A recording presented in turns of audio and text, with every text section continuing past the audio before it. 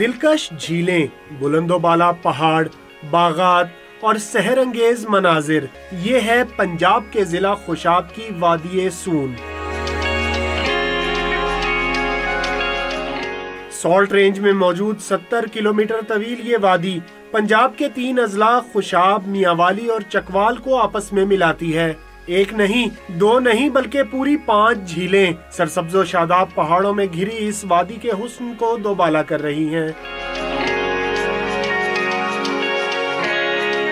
कदीम वादी सून की तारीख को कई हजार साल कबल अज़ मसीह के दौर से जोड़ा जाता है। यह खित्ता इस्कंदर आजम और मुगल बादशाहों की गुजरगाह भी रहा। वादी सून हिजरत करने वाले साइबेरियन परिंदों का आर्जी मस्कन भी है।